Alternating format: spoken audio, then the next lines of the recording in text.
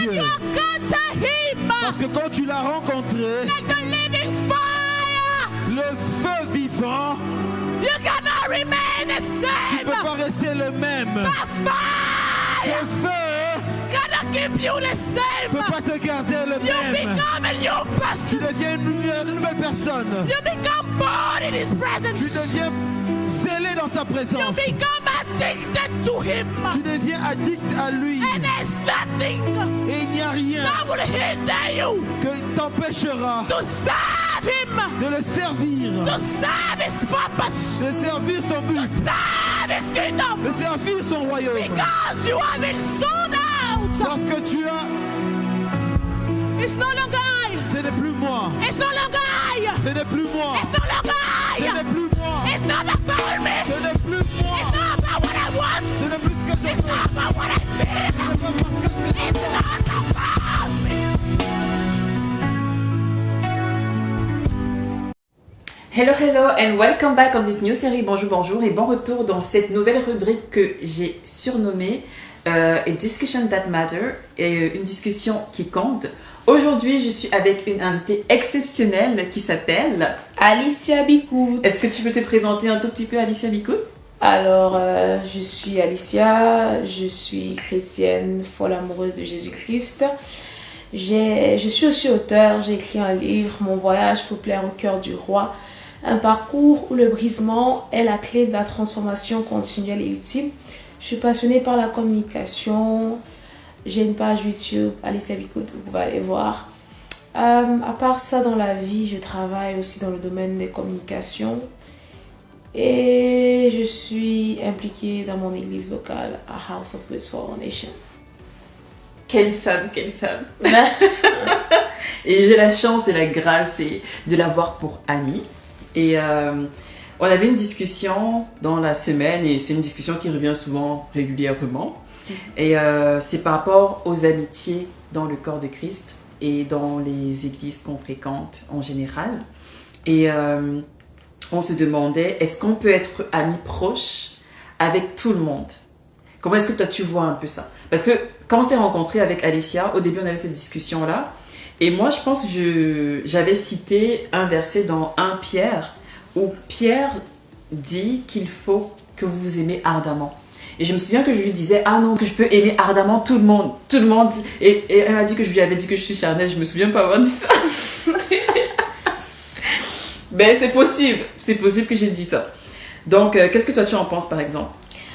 Bon, déjà quand j'ai rencontré Nadine, enfin, mon problème n'était pas forcément d'aimer les gens parce que nous sommes censés justement, comme la Bible le dit, aimer ardemment. Mon problème c'est que c'est comme si en fait on excluait justement le concept d'amitié parce qu'on se disait, bon, je dois aimer tous mes frères et sœurs et avoir une amie en particulier, c'est comme si j'étais en train de rejeter les autres et j'étais en train de faire une sorte de clan de personnes avec qui je marche, je parle et délaisser un peu les autres chrétiens avec qui je vais moins marcher, moins parler. Pourtant, moi, je me disais, enfin, l'amitié, c'est pas ça en fait. C'est que la vérité, c'est que on a des personnalités, des caractères différents et comme la Bible dit, on ne marche pas ensemble à moins de s'être mis en accord. Et il y a besoin de cet accord-là pour avoir une relation de proximité. Et cette relation de proximité ne veut pas dire que tu n'aimes pas les autres frères, tu ne considères pas les autres sœurs parce que ce ne sont pas nécessairement tes amis, mais sont juste tes frères et sœurs en Christ. Mais comment est-ce que tu comprends le verset de 1 Pierre 1, 22 qui dit « Ayant purifié vos âmes en obéissant à la vérité, pour avoir un amour fraternel sincère, aimez-vous ardemment les uns les autres de tout votre cœur. » Ben, j'aime ardemment ma petite sœur, j'aime ardemment mes parents. Mais ce n'est pas nécessairement les premières personnes que j'appelle pour dire papa, tu sais, je veux te parler de ça. Mais mon amour pour eux n'est pas léger ou superficiel.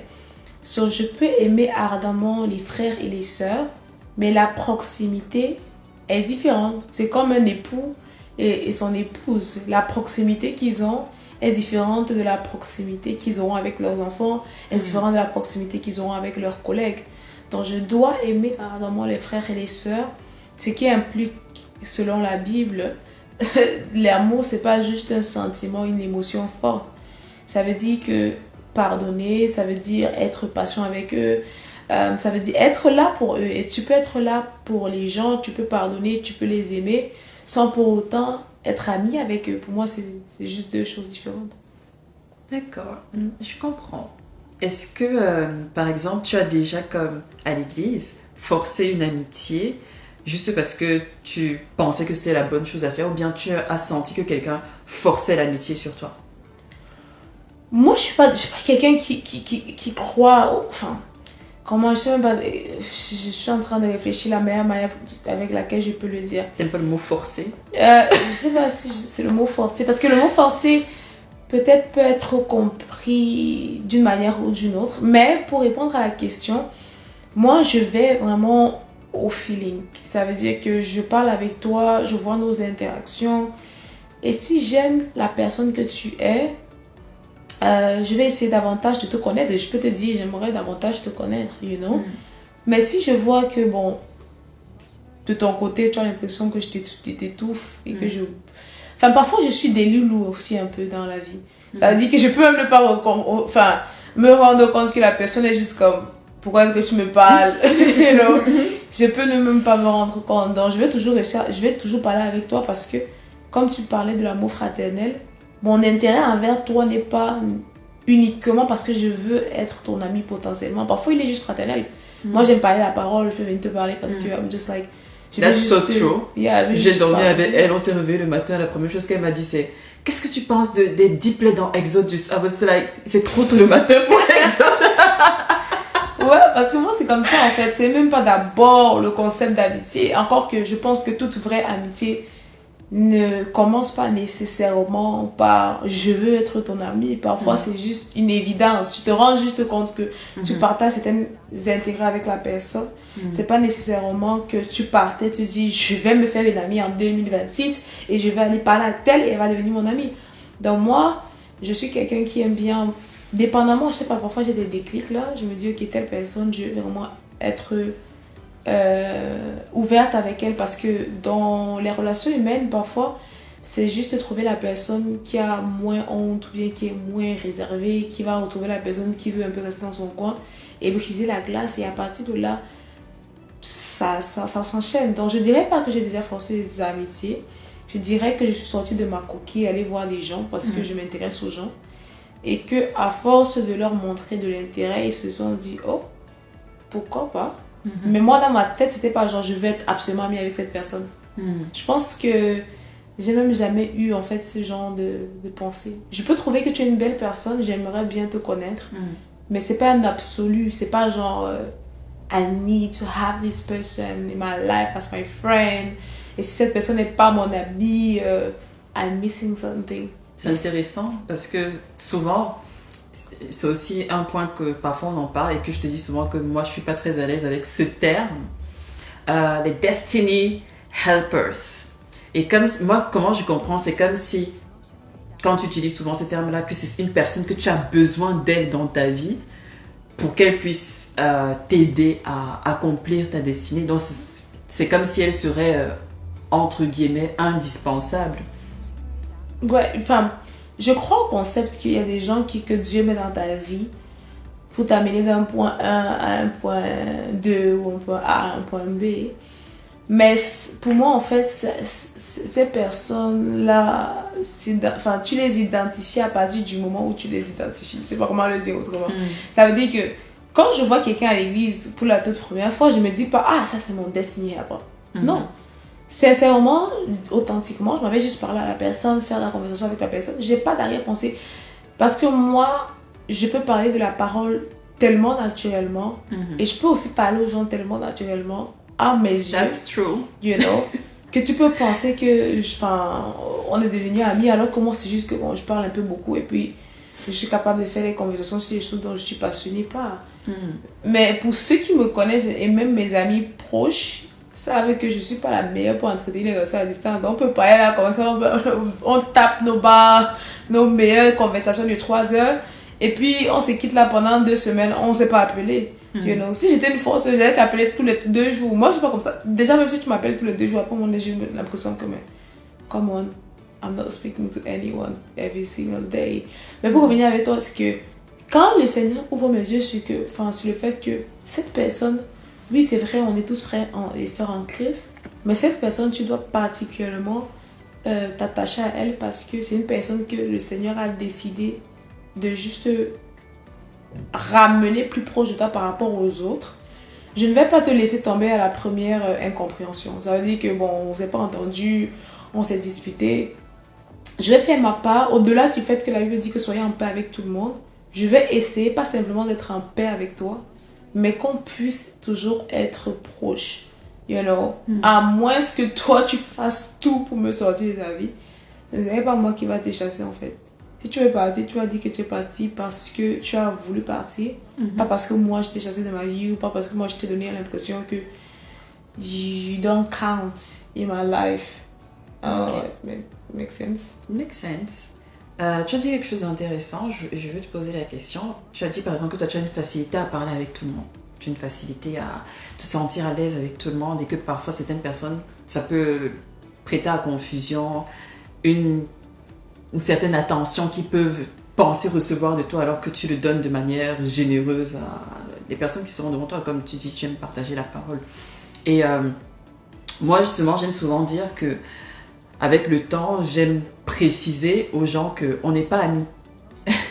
Et ça ne veut pas dire que je ne t'aime pas, ça ne veut pas dire que je ne te respecte pas, ça ne veut pas dire que je ne vais pas te considérer comme un être humain, parce que tantôt tu disais que tu ne vas pas forcément aller voir une personne pour lui dire que je veux trop être ton ami, mais est-ce que tu ne penses pas que c'est bien de dire aux gens je veux être ton ami? Tu sais, parfois, ça fait très enfant à la maternelle. Bonjour, est-ce que tu veux être mon ami? Mais est-ce que tu ne penses pas que ce serait vraiment la chose à faire?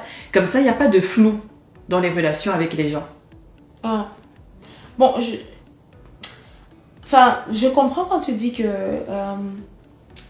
tu dis aux gens tu veux pas être un ami. Je pense qu'il y a une personne qui est en face de moi qui m'a déjà dit qu'on n'était pas amis. Vous voyez ce que je veux dire? Non, mais... Non. Pour remettre dans le contexte... Pour remettre dans le contexte, elle m'a appelé parce que elle est très sociable. Et moi, je suis polie. On avait déjà passé du temps ensemble, elle est agréable et tout. Elle m'a appelé, on a parlé. Et puis, dans la conversation, elle me dit « Oh, mais tata, parce que tu es mon ami. » Et moi, en fait, les termes sont très importants pour moi. Et j'aime pas... je ne donne pas le mot « ami » aux gens comme ça. Parce que pour moi, quand je dis que tu es mon ami, ça veut dire que je suis capable de faire des sacrifices de temps, d'argent et d'énergie pour toi. Et que j'ai une certaine considération pour toi, que je suis... safe à partager certaines choses avec toi. Alors qu'on venait de se rencontrer, pour moi c'était un terme trop fort. Donc c'était pas que je voulais être désagréable volontairement, mais c'est parce que je voulais être honnête. Et après tu m'as dit mais moi je veux être ton ami, et je t'avais dit ok, parce que moi à ce moment-là quand quelqu'un me dit ça et que je t'avais quand même j'avais quand même passé du temps avec toi, je n'étais pas en crainte comme la fille ça va me faire un truc. J'étais juste comme, ok, on va apprendre à se connaître et on va devenir amis. Et j'étais juste comme, ok, j'ai pas de problème avec ça. Et moi, je trouve que c'est une bonne pratique. Comme ça, il n'y a pas de flou. Oui. Bon, en fait, moi, quand je dis... Tu vois, c'est ce que je dis, ça peut être vraiment très, très mixte à la fois. Parce qu'à la fois, quand je viens vers les gens et que même si je te dis, je vais être ton ami, ça veut dire que j'ai déjà observé... Pas dans tous les cas, en fait, il y a des choses, c'est vraiment, je sais même pas comment expliquer, c'est vraiment pas naturel, je sais pas si je vais dire c'est naturel ou je vais dire c'est juste des choses qui sont difficiles à expliquer avec des mots, mais il y a des gens, je sais que bon, j'ai envie de pouvoir tisser un lien avec cette personne. C'est vrai, comme tu le dis, on peut le dire. Mais quand je le dis, c'est pas genre, ok, bon, si Nadine décide qu'elle veut pas tisser ce lien avec moi, je suis en dépression. Non. Tu vois, je t'expose la chose, mais je ne suis pas je suis pas nécessairement en train de le faire parce que je sais pas comment expliquer ça, mais je n'attends pas nécessairement que tu aies le même sentiment au même moment. Comment dire, tu te lances la bombe. Comme quand un gars te drague. Voilà. Je le dis juste comme ça, mais je n'attends pas nécessairement. Et encore que même quand tu m'as dit, tu peux mon ami, ça m'a pas fait en mode, oh my goodness. la fille ici. Non, mais j'avais pas un ton méchant. En plus, mais il y a des gens qui peuvent ne pas Mais sur le moment, je t'avais dit, on n'est pas amis. Et j'avais enchaîné en disant que ça veut pas dire que je ne serais pas un être humain agréable avec toi. Yeah. Parce qu'en fait, moi, je pense qu'on peut être amis, mais il y a des niveaux d'amitié. Tu vois ce que je veux dire? Il y a des amis, gens... il y a acquaintances, il y a connaissances. Il n'y a pas de niveau d'amitié. Vous êtes amis, Quand je vous dis êtes amis. niveau d'amitié, what do I mean? Il y a des niveaux, quand je dis, peut-être pas niveau d'amitié, mais niveau de proximité. Tu vois? Parce que la proximité se bâtit. Quand je dis, Nadine, je vais être ton amie, la proximité que j'ai avec toi, ou bien à partir du moment où tu as fait la paix dans ton cœur à ce que Alice soit ton amie, la proximité que j'ai avec toi à ce moment-là ne sera pas la même que celle avec qui je suis amie depuis 10 ans. You know? Parce que cette relation qu'on a bâtie, elle a évolué, elle a maturé, elle est arrivée à un certain niveau où des choses que peut-être aux premières années je ne lui disais pas, que j'ai commencé à lui dire, parce que la confiance se bâtit. Tu vois, donc quand je te dis je vais être ton amie, je te dis pas ok, viens me raconter ta vie et verse ta vie. Je me rappelle pas le nombre de fois où même certaines autres de mes amies qui Alice, je peux pas te dire ça parce que je peux d'abord garder ça pareil pour toi en mode là, je vais pas prononcer ce nom, je vais pas donner ce détail, you know.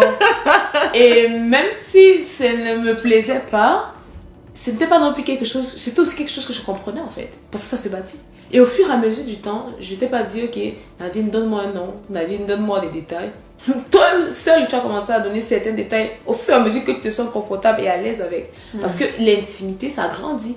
So, je crois que même lorsque tu dis à quelqu'un je veux être ton ami, tu dis pas nécessairement à la personne viens me raconter ta vie, tes problèmes, si tu as un problème avec ton mari, appelle-moi, dis-moi oh je suis offusquée, tu m'as pas dit ça. Non, vous pouvez bâtir, commencer à bâtir, c'est quand on parle de bâtir, commencer à bâtir une relation, mais dans la relation en question vous apprenez à vous connaître, tu apprends que bon en fait comme tu m'avais dit une fois, je sais plus si on m'a appelé, je sais pas ce quelle bêtise j'avais fait, non moi j'ai pas appris ça, ne fais plus ça, là. Je suis comme ok, tu apprends à connaître que la Parce personne... qu'on est amis, donc I feel like I can express myself freely, safely.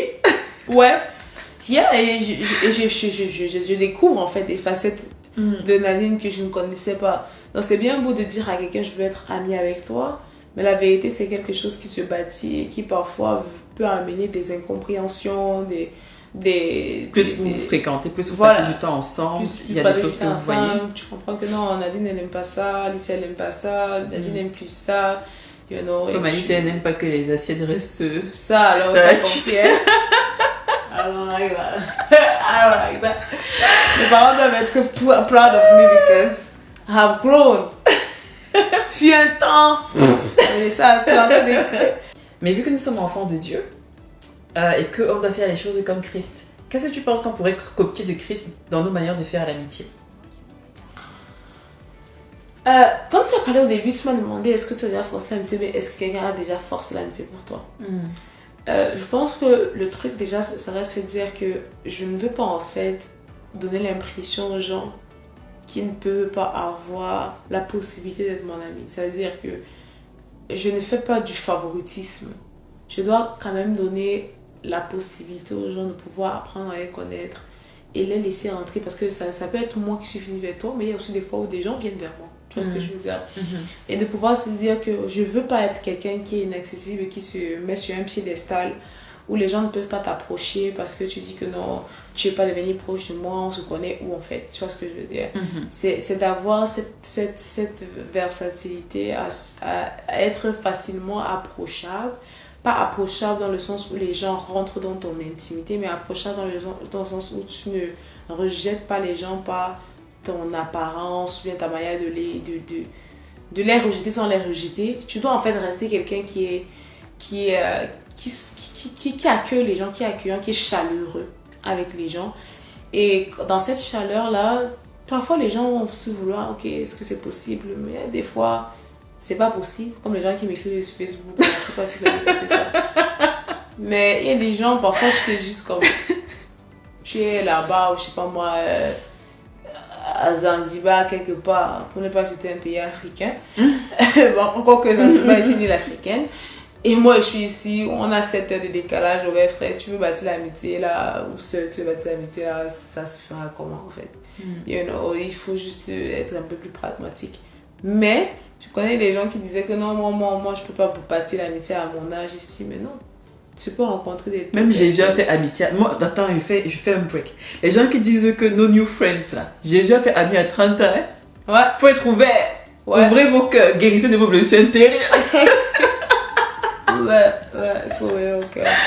Et être comme tu as dit, être comme Jésus, ne pas être quelqu'un qui est inaccessible. Mais Jésus, quand même, on peut voir que il y avait la foule, il y avait les 70, il y avait les 12, puis il y avait le groupe des 3 avec qui il faisait des trucs. Donc, ça montre que même Jésus, par exemple, il pleurait pas devant la foule. Il y avait un degré de vulnérabilité qu'il n'avait pas devant tout le monde. Et je sais pas si on peut faire, parce que je pense que là, ça va encore ouvrir un autre sujet. Mais tu sais, avec le système de témoignage qu'il y a dans les églises, ça te pousse parfois à avoir un certain degré de vulnérabilité devant tout le monde. On dit qui veut témoigner. Et puis on va dire, oh telle soeur, il y a ça qui s'est passé, viens témoigner ici. Qu'est-ce que tu en penses? Comment est-ce que tu vas faire justement pour... Parce que ça va faire comme les gens auront accès à toi parce qu'ils ont écouté un bout de toi. Tu vois un peu. Et souvent, justement, à cause du fait que j'ai l'impression que je connais quelque chose de ton intimité, je vais me sentir un peu proche. Mais on n'est pas vraiment proche parce que c'est comme un système dans l'église, tu vois un peu. Et ça a comme un peu rendu la chose des choses que tu traverses, que tu ne partagerais pas avec tout le monde, un peu banal. Alors que c'est souvent deep. Et c'est ça qui permet souvent aussi aux gens d'avoir de vraies connexions. Qu'est-ce que tu en penses? Je pense que, c'est vrai hein, que parfois en témoignant surtout des choses qui peuvent être un peu délicates. Pas genre, je me suis réveillée, le Seigneur m'a fait apparaître un plat de nourriture sur le lit. Les gens qui aiment la nourriture. Mais les témoignages qui touchent ta vie intime, comme Dieu dit, ils sont un peu révélateurs de ta personne et peut avoir l'impression que tu partages un bout de ta personne. Maintenant, le truc avec les témoignages, c'est qu'ils n'ont pas juste l'objectif d'informer les gens sur ta vie, but to shame the devil. Sometimes, parfois, tu témoignes pas parce que tu veux informer les gens de ce que le Seigneur fait dans ta vie, mais juste exposer à la lumière ce qui était caché. Mais ce n'est pas dire que les gens te connaissent parce que pour qu'une personne puisse être ton amie et dire qu'elle te connaît, elle ne connaît pas juste des bouts de ta vie, elle connaît ta personnalité, elle connaît quand tu es fâché, quand tu es triste. Elle est là pour toi, pour prier pour toi, pour porter tes joies et tes peines. Donc c'est au-delà de ça. Je pense qu'il est bien de témoigner. Mais lorsqu'on témoigne, généralement, on fait la paix avec cette partie de notre vie qu'on décide de pouvoir partager avec les autres. Mais ce n'est pas pour autant pour dire que les gens ont cette proximité avec nous. Moi, personnellement, quand les gens témoignent à l'église, même si ce sont des choses fâcheuses, je ne pars pas le lendemain dans leur eBay pour leur dire « Oh, ma soeur, vraiment du courage par rapport à ça. » Non, parce que Sois fortifié, le Seigneur me montre qu'il va faire quelque chose. Parce que je comprends justement que c'est pas parce que la personne a témoigné de la chose qu'elle est en train de... Que tout le monde...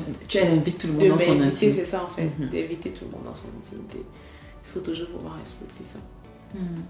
Et tantôt tu parlais du fait qu'il faut être chaleureux, il faut accueillir tout le monde. Mais comment est-ce que dans ce processus de pratico-pratique, me voici, je vais à l'église, il y a quelqu'un qui t'écoute aujourd'hui. Comment est-ce que dans ce processus-là, tu fais pour garder ton cœur, tes blessures? Déjà, j'ai dit quelque chose. Pardonnez-moi, le Saint-Esprit travaille avec moi, on grandit. Hein? Mais j'ai dit quelque chose que je suis quelqu'un, je peux être très sociable, je peux être très chaleureuse. Mais ce que les gens ne savent pas, c'est que partout, en tout cas pour la plupart des êtres humains, et moi y compris, lorsque j'arrive dans un environnement où je ne connais pas les personnes, tout à moi n'a pas envie d'aller parler aux gens en fait. J'ai littéralement envie de disparaître de là et d'être chez moi. J'ai pas envie de faire la causette, j'ai pas envie d'aller m'inclure dans la discussion. Par exemple, dans mon église locale où je suis aujourd'hui maintenant depuis quelques années, quand je venais d'arriver, il y avait un groupe d'une certaine nationalité qui était entre eux. Et je pouvais me dire, mais je ne suis pas de leur nationalité, ils sont en train de parler, ces gens ils se connaissent, moi je viens d'arriver à l'église. J'aurais même pu être confortable parce que je partais à l'église avec une soeur avec qui je vivais. J'aurais pu être confortable à juste parler avec elle. Mais je savais qu'il y a deux options. Soit tu t'assois et tu attends que les gens viennent vers toi.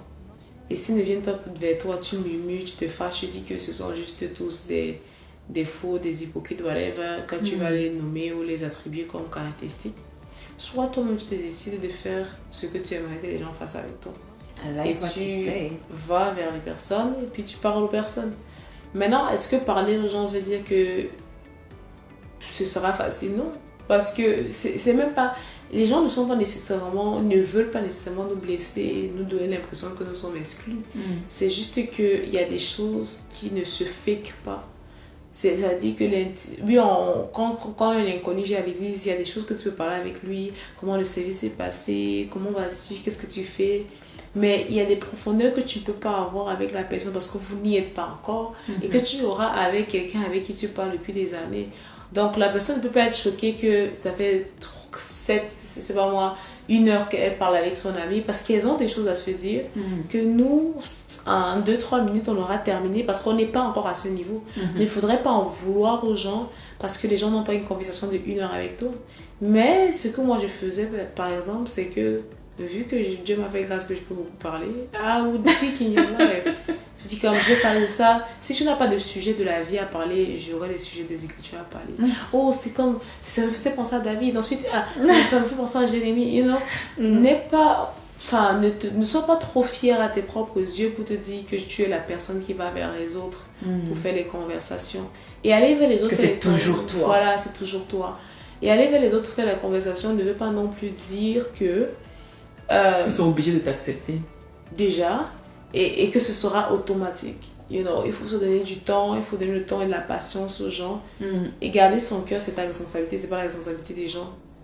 Même si les gens viennent te parler tous les dimanches, c'est pas eux qui gardent ton cœur, c'est toi qui es intentionnel à te dire je veux pas entertain, je veux pas divestir telle pensée ou telle pensée, tu vois ce que je veux dire. Donc comme pour garder son cœur, toi tu suggères de garder ses pensées et de ne pas aller avec des attentes de ils vont forcément m'accepter, ça va forcément trop bien se passer parce qu'on est tout beau, on est tous chrétiens, on aime tous Jésus, on baille autour du feu. C'est pour ça que toi tu penses que voilà, on pourrait garder son cœur. Ouais, n'est pas de trop haute attente. Et ça se limite même pas à l'église parce que j'ai l'impression parfois quand les gens ont des clashs et des sujets par rapport à certains trucs qui arrivent à l'église, ils sont surpris peut-être parce qu'ils se disent que oui, c'est vrai, ils ont déjà rencontré dans le monde, mais c'est pas censé arriver à l'église. Les gens ne changent pas parce qu'ils sont à l'église. Toi-même qui viens à l'église, peut-être il y a encore beaucoup de choses que tu fais que tu n'es pas censé faire et tu es à l'église. Alors pourquoi est-ce que tu attends que les autres à qui tu t'adresses soient arrivés ou peut-être toi-même tu n'es pas encore arrivé? So, c'est un processus où tu dois avoir miséricorde des gens, être patient avec les gens et aussi être sincère et honnête en fait.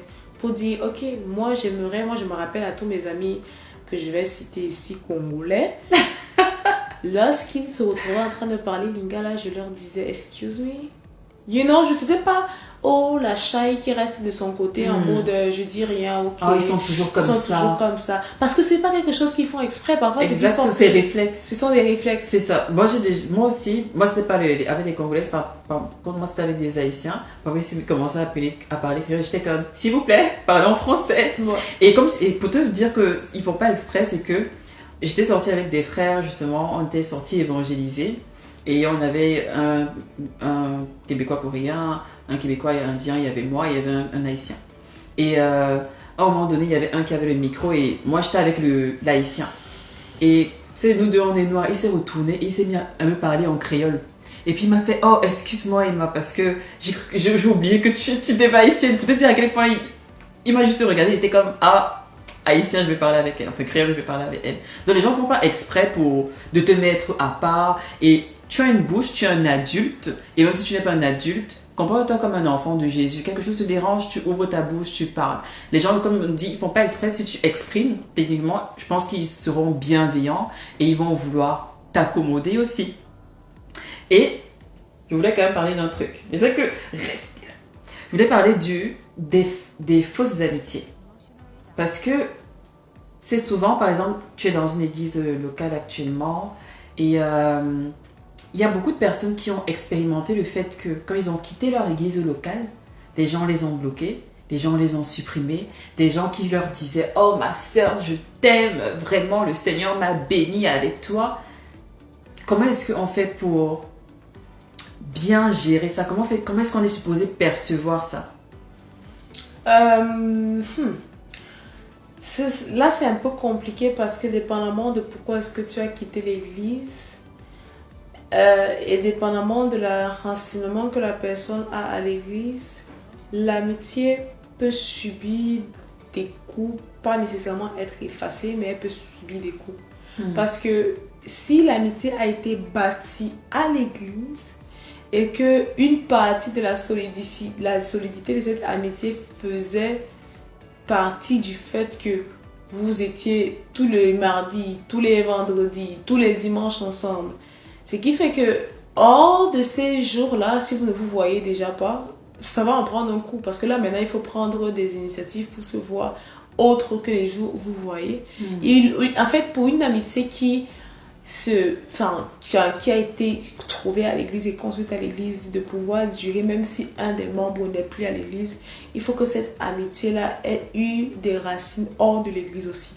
Ça veut dire qu'elle a eu le temps de pouvoir s'entretenir hors des 4 murs de l'église. Vos conversations ne se limitent pas à la réunion qu'on a eue le mardi dernier. Vous êtes vraiment impliqués dans vos vies au-delà de ce qui se passe à l'église. Si ce que vous vivez est au-delà de ce qui se passe à l'église, ce sera plus facile pour vous d'avoir une discussion mature, de se dire ok, je comprends le fait que tu aies quitté l'église, ou bien peut-être je ne le comprends pas, mais ça n'empêche pas que je suis là pour toi et je sais que tu es là pour moi. C'est comme, je prends souvent l'exemple, c'est un peu comme la fraternité. C'est pas parce que j'ai donné ma vie à Christ que je regarde mes frères et sœurs à la maison et je me dis je ne parle plus avec vous, j'ai plus de lien avec vous. Donc en principe, même si quelqu'un n'est plus dans ton église locale, que vous avez développé une relation. Ouais, ça peut être une raison pour pouvoir briser la relation. Surtout si la personne ne sait pas ce qu'elle veut en fait. C'est pas genre la quitter là, comme je veux plus te parler. Elle peut ne pas avoir elle peut avoir des différences avec ce qui se passe à l'église, par exemple laquelle elle a quitté, mais c'est pas pour autant pour dire que elle te quitte aussi, elle te rejette. Mais il y a aussi des cas où les gens, c'est même pas les gens de l'église le problème, mais parfois ce sont les gens qui quittent l'église parce qu'ils ont l'impression que leurs amis les voient différemment. Donc ça peut être aussi à deux sens, pas nécessairement en sens de la personne qui reste, ça peut aussi être dans le sens de la personne qui part, qui se dit ok, est-ce qu'on pourra, quand on se verra, ne pas toucher à ce sujet-là et avoir une relation qui va au-delà de ça. Mais je crois que c'est tout à fait possible. On n'est pas... on ne devient pas nécessairement de faux amis, mais la vérité c'est qu'il y a aussi des amitiés qui sont nées dans l'église et qui tournent autour de ce qui se passe à l'église. Tout comme on était à l'école, il y a des gens après qu'on ait eu le bac, on est resté amis avec elle jusqu'à aujourd'hui, mais il y en a d'autres, c'est comme si les bancs, c'est ce qui nous liait. Donc malheureusement ou heureusement, je ne sais pas si c'est forcément malheureusement, il y a aussi des relations à l'église qui sont des relations qui ont été bâties autour de l'église. C'est pourquoi lorsque les deux personnes ne sont plus à l'église, elle n'a plus de fondement sur lequel s'appuyer. Maintenant, diront donc que c'était des fausses amitiés, peut-être pas, mais disons que c'était des amitiés de circonstances. Circonstances de temps, de lieu, voilà. Et de quoi encore, comme disons à l'école là. En tout cas, circonstances de temps et de lieu, complément circonstanciel de temps, de lieu. Voilà. Une autre question que j'avais pour toi, Alicia. Quels sont les signes d'une amitié vraie et sécuritaire en Christ, selon toi et selon ce que tu comprends de la Bible? Ça, c'est une question un peu tricky. Pourquoi est-ce que je dis que c'est une question tricky? Tout est tricky avec Alicia. Tricky. Parce que la vérité, c'est que tu vas rencontrer des gens qui peuvent avoir des bonnes dispositions, mais des mauvaises actions. Et dans une relation, j'aime souvent dire, je ne sais pas si c'était à toi que je disais ça hier, qu'il faut toujours avoir un plus et un moins. Ça veut dire que si on n'a que plus et plus, ça ne marchera pas. Et le problème, c'est que parfois, dans les relations amicales, tu as quelqu'un qui doit diminuer lorsque l'autre veut croître. Ah, si c'est toujours toi qui diminue, on fait comment? C'est vrai, c'est pourquoi j'ai dit que c'est tricky. Parce que, comme tu disais, quand tu parles de caractéristiques qui diraient qu'on est dans une bonne amitié ou une mauvaise amitié, le problème, c'est que dans l'amitié, on n'a pas tous le même niveau de maturité. Il y a des gens, lorsque vous avez une dispute, la première chose à laquelle ils pensent, que je n'ai pas l'énergie, je n'ai pas la force, je n'ai pas, pardon, surtout ce sont des gens qui ont déjà été des blessés de guerre. Ils te bloquent. So, ils sont juste comme, je te mets de côté en fait, you know. Et il y a d'autres personnes qui sont comme, petite dispute ici là, tu es à partir maman. Et eux, ils sont ceux qui vont te kind of poursuivre. Ils te disent que non, il faut qu'on parle, ils vont essayer de trouver des solutions. Et parfois, ces actes d'amour-là vont être des enseignements pour la personne aussi. Parce que l'amitié, comme tu disais au début, genre, pour toi, c'est un mot lourd. Mais en réalité, bien qu'il soit un mot lourd, il n'est pas nécessairement compris de la même façon. Donc, quelqu'un va se dire, je prends souvent l'exemple des anniversaires, tu vois, avec tous les coachs qu'on a aujourd'hui en ligne qui disent n'importe quoi. Ton ami, elle a oublié ton anniversaire, ce n'est jamais ton ami. Mais il y a des gens qui ont juste une mémoire de poisson, qui ont une véritable mémoire de poisson. Et encore même, il y en a qui se souviennent, mais qui ne vont pas te le souhaiter de la manière dont tu le veux, la manière dont tu aurais aimé le sentir. Est-ce que tu vas dire non, cette personne ne m'aime pas? C'est pourquoi, comme tu disais en fait, comme je te disais au début, c'est que ce qui est beau dans les relations humaines, c'est qu'on grandit, on est censé grandir dans ça et apprendre à se connaître. Ok, la première année, peut-être, tu avais oublié l'anniversaire de Nadine. La deuxième année, peut-être tu t'es souvenu. Les 4 autres années, peut-être tu t'es souvenu. Après, 5 années plus tard encore, peut-être tu as oublié. Au début, ça te dérangeait Nadine. Aujourd'hui, Nadine sait que sa position dans ton cœur n'est pas move parce que tu as oublié son anniversaire. Parce qu'elle sait que tu tiens à elle. Tu vois ce que je veux dire? Dans l'amitié, c'est vraiment c'est un voyage, c'est un parcours où je pense que l'élément clé pour déterminer une bonne amitié serait d'avoir de bonnes motivations. De ne pas se dire, ok, je viens dans cette amitié pour que la personne me fasse me sentir d'une certaine manière ou fasse une certaine chose pour moi, mais que les deux parties impliquées dans la relation ont la motivation de se dire, je veux être une bonne amie pour elle, et que l'autre en retour se dise, je veux être une bonne amie pour elle. Parce que lorsqu'on arrête de regarder son petit nez et qu'on regarde à l'autre, on est capable de diminuer. Mais lorsqu'il s'agit juste de mime-moi, j'avais fait ça pour elle, et là. Et généralement, ce genre de débat, il s'arrête dans les 4 murs de notre cerveau. Et ne sont même pas toujours expliqués à la partie qui est devant nous. So, parfois, on se réveille le matin, j'en peux juste plus, tu bloques la personne. Elle ne comprend pas pourquoi tu l'as bloquée, elle ne comprend pas pourquoi est-ce que tu es parti. Donc, d'avoir déjà, être sûr qu'il y ait une bonne motivation, mais également une bonne communication. Moi, c'est ce que je voulais ajouter. Moi, c'est quelque chose que je trouve important dans une amitié. Moi, je suis pas comme toi, genre maturité, pas maturité. Moi, je trouve que quand même, on doit avoir un certain niveau de maturité pour pouvoir vivre une amitié saine. Moi, je parle des amitiés saines, vraies, là. Et la communication, pour moi, c'est vraiment très, très important. Je trouve que ça aide justement à se comprendre, à passer au-delà de certains problèmes. Et pas les communications tu sais, parfois on dit qu'il faut communiquer.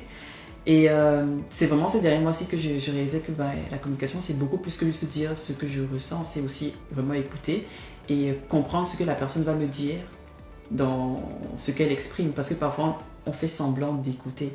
On a déjà décidé c'était quoi en fait la situation. Et même quand la personne explique c'est quoi son point, on n'écoute pas parce qu'on a déjà une vérité dans notre tête. Et sortir cette vérité-là après, c'est difficile. Et donc quand on communique, c'est vraiment comme prendre le temps de réellement écouter la personne, écouter ce qu'elle nous dit, croire ce qu'elle nous dit et s'ajuster à chaque fois. Écouter la personne parce que les gens généralement n'écoutent pas. Ce qu'ils font, c'est que ils attendent que tu finisses pour pouvoir répondre ce qu'ils avaient dans leur tête. Ce qu'ils avaient déjà dans leur tête. Et c'est ça aussi l'un des problèmes qui tue beaucoup d'amitiés. C'est pas toutes les amitiés qui étaient meant to be destroyed or to fade away. Personnellement, moi, ce que je fais, même lorsque j'ai souvent certaines incompréhensions avec mes amis, parce que on peut être mature comme on peut être mature. La réalité, c'est que c'est pas évident en tant qu'être humain de pouvoir prendre sur soi, d'oublier certaines choses, certains mots et de juste aller au-delà de ça. Et ce que je fais, c'est que moi, par exemple, mes amis, la plupart du temps, je prie pour mes amis. Je prie pour mes amis, je prie pour leur vie, je prie pour leur cœur. Parce que parfois, les gens ne te donnent que ce qu'ils ont reçu ou ils n'ont pas reçu. c'est pourquoi je dis souvent de mes amitiés que en réalité, nous ne sommes pas des pots de fleurs dans la vie des gens. Nous venons apporter un plus. Et parfois, ce plus se traduira par une écoute, parfois ce se traduira par une prière. Moi, je n'ai pas la facilité à turn people because of things. À moins que ce soit clair et net, que tu as la volonté de me nuire et de demeurer dans cette nuisance.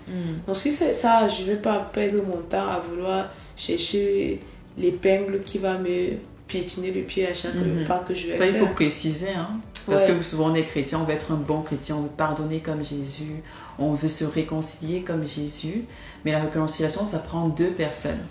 Ça ne veut pas dire que... C'est comme... Moi, je dis toujours que tu ne dois pas être la personne qui rejette. Maintenant, si la personne vraiment, tu as communiqué, parce que pas quelque chose que vous vous éloignez directement, tu as communiqué avec la personne, tu as donné quand même un certain temps à la personne pour pouvoir s'ajuster à ces changements, parce qu'elle aussi, ce sont des habitudes qu'elle a et ça peut être difficile pour elle de changer. Si tu as donné du temps à cette personne-là et que la personne persiste, ou même la personne ne voit pas en quoi son comportement est problématique, à ce moment-là, tu ne peux pas continuer à avoir une relation avec la personne-là et c'est à ce moment-là que tu peux prendre des distances. Ça ne veut pas dire que tu détestes la personne. Parfois, tu peux même justement, comme tu dis, prier pour elle, continuer à lui souhaiter du bien. Yeah. T'as pas besoin... il y a des gens qui sont...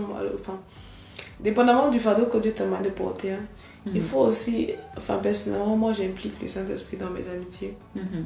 Et je ne me laisse pas juste... Elle est en train de dire que vous devez prier pour chaque personne qui est dans vos vies là maintenant. Tu prends ton cahier, tu fais la liste, Seigneur, Saint-Esprit, dis-moi, est-ce que c'est mon ami Destiny Helper, yes or no?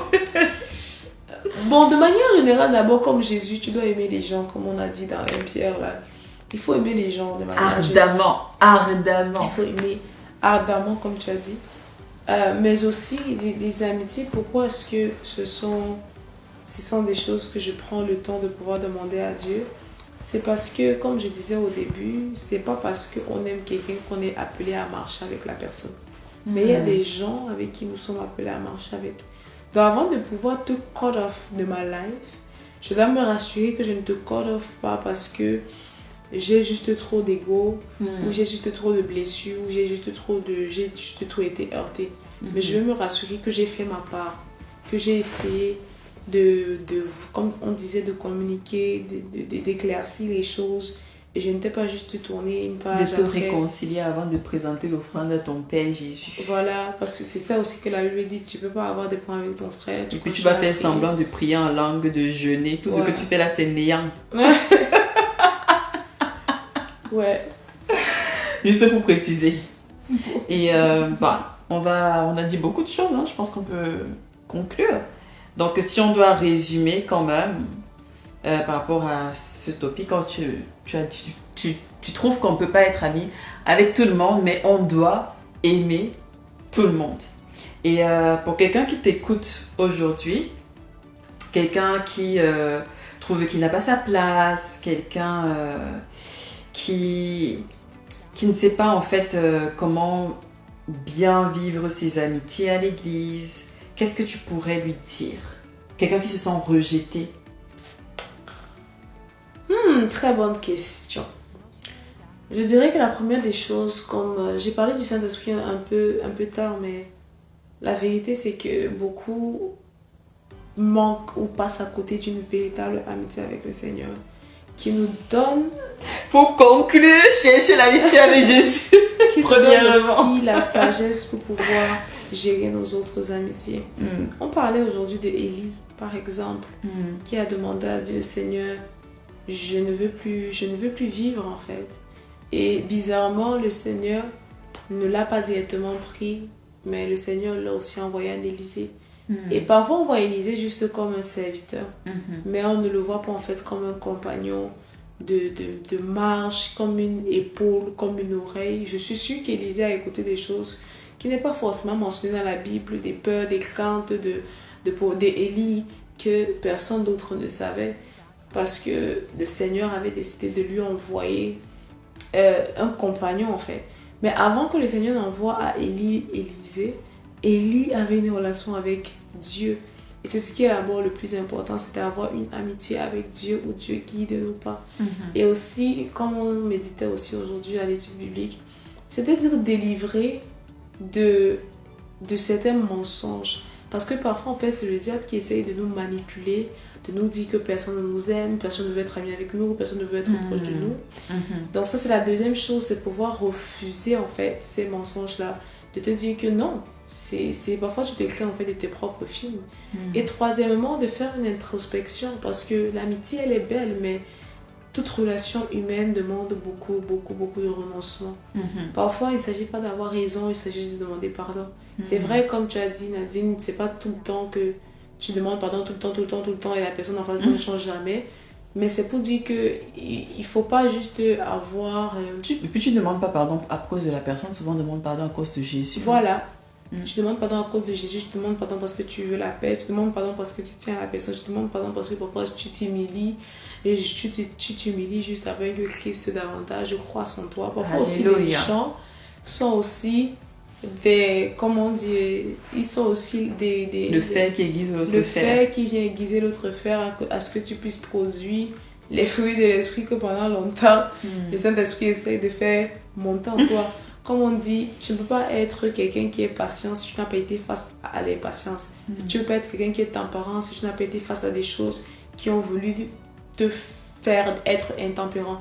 Donc, les gens parfois aussi sont des examens. Les situations sont aussi des examens qui nous font réaliser à quel niveau nous sommes dans notre marche avec Christ. À quel point Christ est formé en nous. Voilà. Parce que c'est ça, c'est pour ça qu'on est à l'église. Hein. C'est pas juste pour aller applaudir le Saint-Esprit chaque dimanche, mais c'est vraiment pour pouvoir ressembler à Christ. Définitivement. Et puis, merci beaucoup Alicia pour cette honnête conversation. C'est toujours un réel plaisir de pouvoir discuter avec toi. Comme vous voyez, la discussion elle a mis longtemps, mais imaginez quand on ne doit pas enregistrer à quel point on parle encore plus longtemps. Et donc, comme on l'a dit au début, Alicia, elle a sa chaîne YouTube, Alicia Bikout sur YouTube. Sinon, c'est aussi Vive pour Christ, l'émission. Elle est aussi sur Instagram, TikTok, sous Alicia Bikout. Et comme elle vous l'a dit au début, elle est auteure du livre Mon voyage pour plaire au cœur du roi. Un parcours où le brisement est la clé de la transformation continuelle et ultime. Et il n'y a pas un endroit où on te brise comme les amitiés. Surtout si tu es célibataire. Ah. Et elle vous dit qu'elle est célibataire et que s'il y a quelqu'un qui recherche une femme. Je ne suis pas intéressée, merci, bye. C'est là que je vais vous laisser et j'espère que cet épisode a été enrichissant pour vous. Laissez-nous savoir ce que vous en pensez dans les commentaires. N'hésitez pas à liker, à commenter et à partager. Demeurez bénis. Tu es le père de tes enfants, mais ne t'as pas épousé, ce n'est pas ton mari. Vous êtes fiancés, ce n'est pas ton mari. Vous vivez ensemble, ne t'as pas épousé, ce n'est pas ton mari. Je ne sais pas pourquoi est-ce qu'on normalise de plus en plus ça. On voit des personnes qui s'identifient comme étant chrétiens, mais qui normalisent le fait d'avoir une vie de fornication. Ce n'est pas normal en fait. Ce n'est pas parce que tu es amoureuse que tu dois aller offrir ton corps en sacrifice vivant.